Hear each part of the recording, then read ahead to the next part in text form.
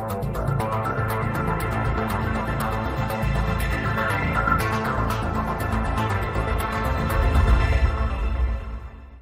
Latur YouTube चॅनलमध्ये आपल्या सर्वांचं स्वागत. मित्रो, लातूर हे शिक्षणाची पंढरी म्हणून बघितलं जातं. या नीटच्या तयारीसाठी देशभरातून विद्यार्थी इथे येत आहेत. या नीटची तयारी कशी करावी, काय करावी याचं मार्गदर्शन एम्स नागपूर येथे वैद्यकीय शिक्षण घेत असलेल्या संस्कृती पवार या आपल्याला नीटची तयारी कशी करायची या संदर्भात मार्गदर्शन करणार आहेत. तर जाणून घेऊया संस्कृती पवार यांच्याकडनं नीटची तयारी कशी करायची. नमस्कार, माझं लातूर यूट्यूब चॅनलवरती आपलं सगळ्यांचं स्वागत आहे. मी आहे संस्कृती पवार, एम्स नागपूर येथील सेकंड इयरची स्टुडंट. आणि नीट 2023मध्ये मला 690 मार्क्स पडले होते आणि माझा रँक होता 842. तर आज मी तुम्हाला माझ्या नीटच्या जर्नीबद्दल काही सांगणार आहे आणि मार्गदर्शन देणार आहे. तर नीट ह्याच्यामध्ये 3 विषय असतात: फिजिक्स, केमिस्ट्री, बायोलॉजी. तर सगळ्यात आधी बायोलॉजी ला सगळ्यात जास्त मार्क्स असतात नीटमध्ये. It's around like 50% of the portion. आणि बायोलॉजीचा अभ्यास खूप इम्पॉर्टंट आहे. आणि बायोलॉजीमध्ये जे मेन बुक आहे ते आहे NCERT. So NCERT is like Bible for biology in NEET. तर मेनली तुम्हाला NCERTवरच फोकस करायचं आहे. आणि जे नीटचा नवीन पॅटर्न आहे त्याच्यामध्ये मोस्टली ऑलमोस्ट सगळे क्वेश्चन NCERTमधनंच येतात. तर मी काय करायचे की तुम्ही बघितलं असेल की NCERTच्या बुकमध्ये एका साईडला टेक्स्ट असतो आणि साईडला खूप सारं हे असतं, लाईक स्पेस असते जे तुम्ही लिहू शकतात काहीतरी. तर मी NCERT वाचायचे आणि त्याच्यासोबतच जे आपले कॉलेजचे मॉड्यूल्स नाही ती टेक्स्ट बुक्स असतात ज्यामध्ये एक्स्ट्रा इन्फॉर्मेशन असते खूप सारी, ते पण वाचायचे. आणि जे काही एक्स्ट्रा इन्फॉर्मेशन आहे जे मला वाटते की इम्पॉर्टंट आहे, नाहीतरी आमचे टीचर्स सांगायचे की हे इम्पॉर्टंट आहे, ते मी NCERTमध्येच त्या साईडच्या स्पेसमध्ये लिहून ठेवायचे. म्हणजे एक्झामच्या आधी I would just revise NCERT and the points which I had return.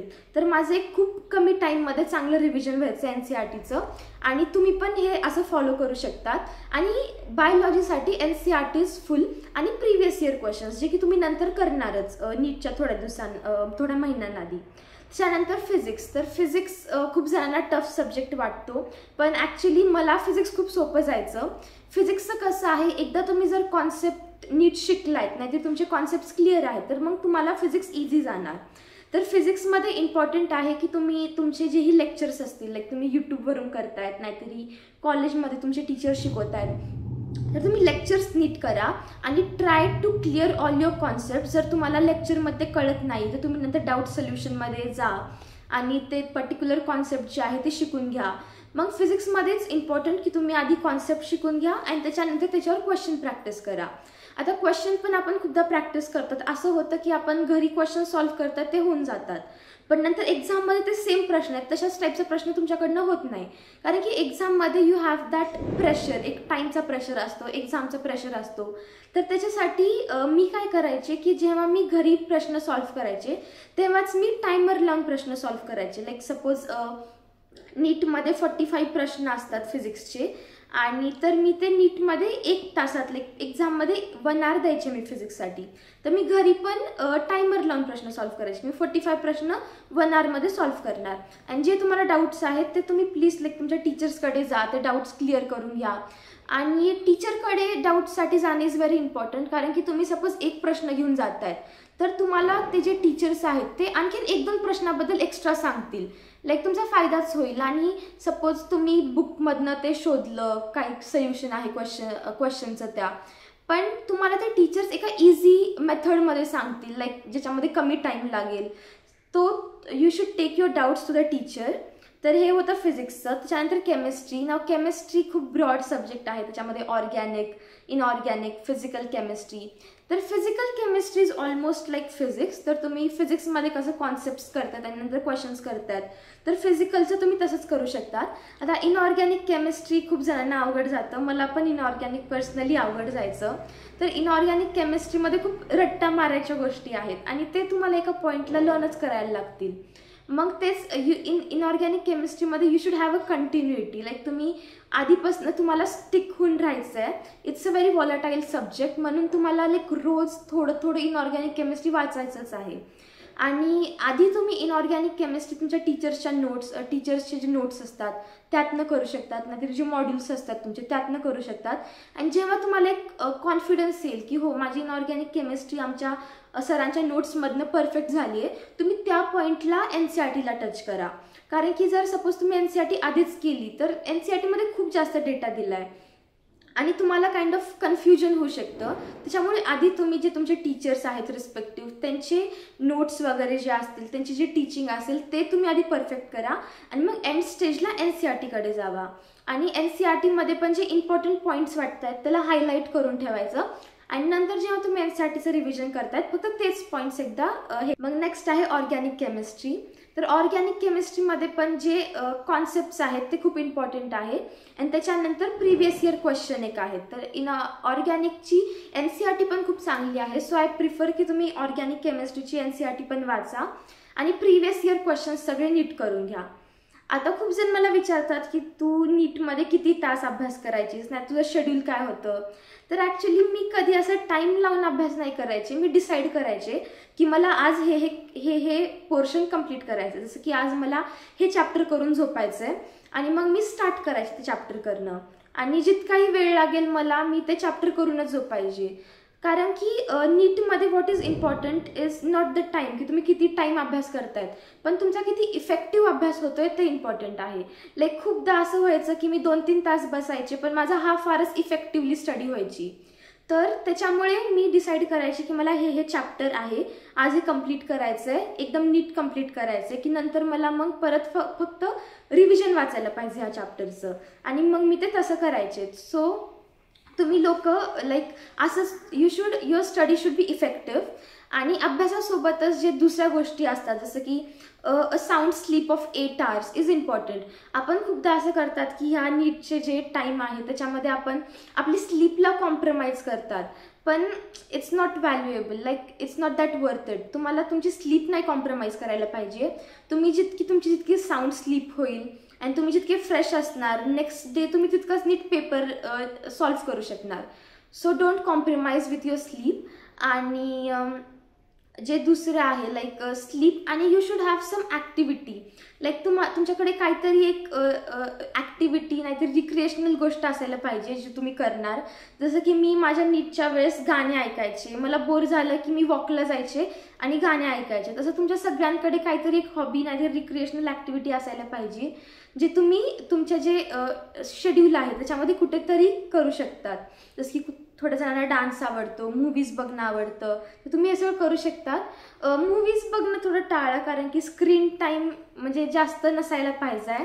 त्याच्यामुळे तुमचं थोडंसं ते ब्लू रेजमुळे हे होऊ शकतं, तुमची झोप नाही नीट होऊ शकत. तर डान्सिंग नाहीतरी वॉक, गाणे ऐकणं हे सगळं like you should include in your activity. आणि अभ्यास जे आहे ते असा एका स्ट्रेचमध्ये नाही केला मी कधी.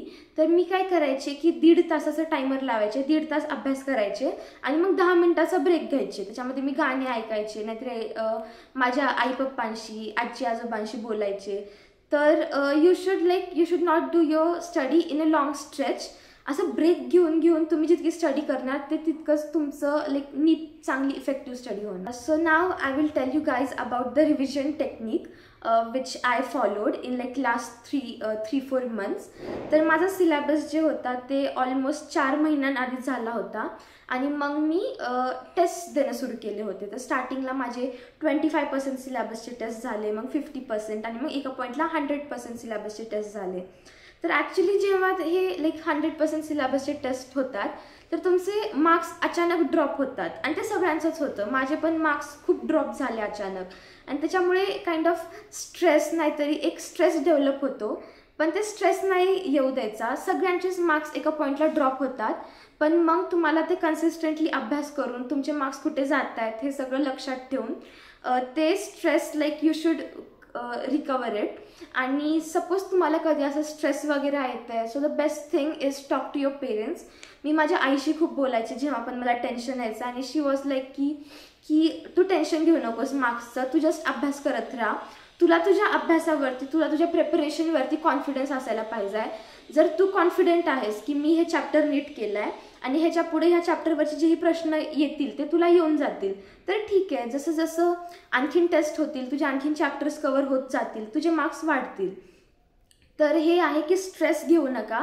आणि सपोज तुम्हाला असं वाटतं की तुम्हाला स्ट्रेस होत आहे, तो reach out your close people. Like माझ्यासाठी माझी आई होती, तुमच्यासाठी तुमचे पप्पा, नाहीतरी तुमचे जे एकदम स्कूलचे क्लोज फ्रेंड्स असतील ते असतील. So reach out to them आणि त्यांच्यासोबत बोला. त्याच्यानंतर जे लास्टचे 2-3 मंथ होते त्याच्यामध्ये मी मोस्टली फोकस केलं होतं टेस्ट्स देण्यावर. एंडिंगला तर मी दिवसाच्या 2 टेस्ट द्यायचे. तर मी ॲक्च्युली काय केलं होतं, मी एक नोटबुक बनवली होती. त्याच्यामध्ये जेही माझे असे प्रश्न आहेत जे माझे चुकायचे, मी ते सगळे प्रश्न लिहून द्यायचे. आणि एंडिंगला काय होतं ना, आपण खूप सारं रिव्हिजन आपलं केलेलं असतं, आपण सगळं 1-2दा वाचलेलं असतं की आपल्याला कळत नाही की मी आता काय वाचू. सिलेबस तर खूप मोठा आहे, मी सगळं एकदा वाचलेलं आहे, तर मी आता रिव्हिजनसाठी पर्टिक्युलरली काय वाचू.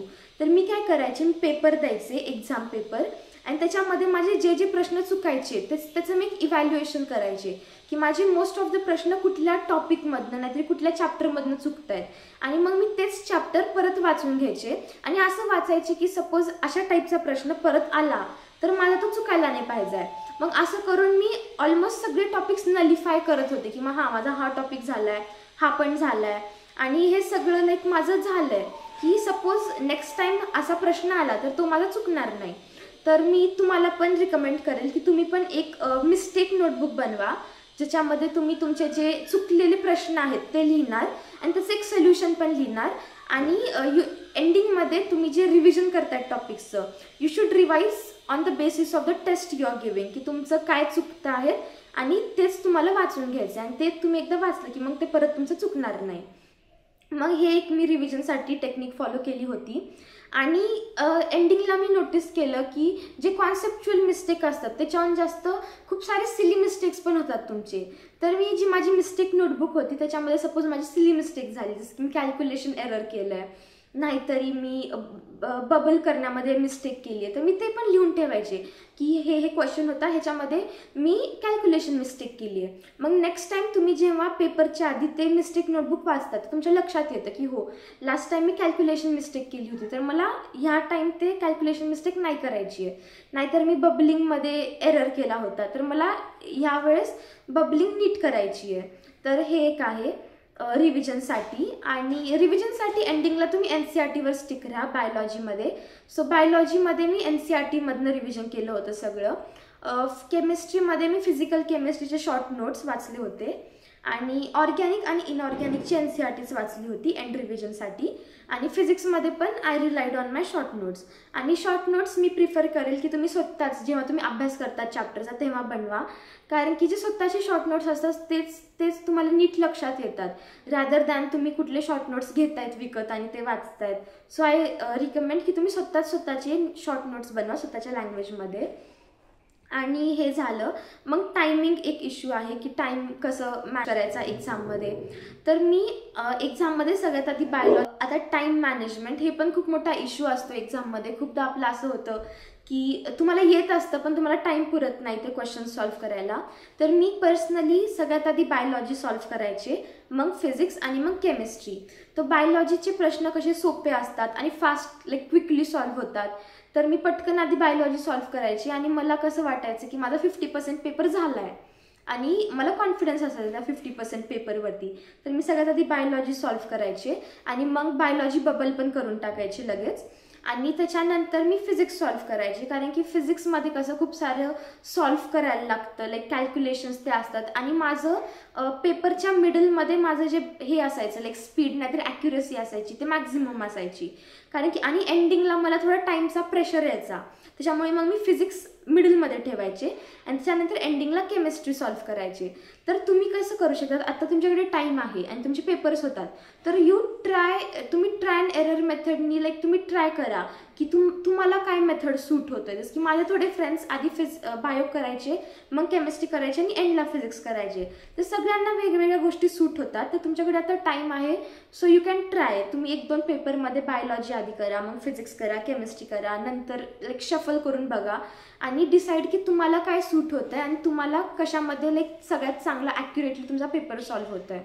आणि बबलिंगचं पण आहे की तुम्ही बबलिंग एंडिंगला ठेवू नका करायला, कारण की खूपदा काय होतं की एक असं कुठे मिस्टेक झाली बबलिंगची, मग तुम्ही तेच कंटिन्यू करत जातात आणि एंडिंगला तुम्हाला कळतं की तुमचे खूप सारे एरर्स झालेत. तर मी काय करायचे, बायो सॉल्व्ह करायचे, बायो बबल करून टाकायचे, मग फिजिक्स सॉल्व्ह करायचे, फिजिक्स करायचं आणि मग केमिस्ट्री. तर मी बबलिंगसाठी हे करायचे. आणि असंच तुम्ही पण तुम्ही हे सगळ्या गोष्टी बघू शकता जे तुम्हाला आवडत आहेत, तुम्ही फॉलो करू शकतात. आणि तुमचे पेपर आहेत आता 6 महिन्यानंतर. So all the very best to all of you. Stress घेऊ नका आणि छान पेपर द्या. कॉन्फिडन्स ठेवा स्वतःवर तुमच्या प्रिपरेशनवर आणि तुमचे पण खूप चांगले मार्क्स येतील. All the best.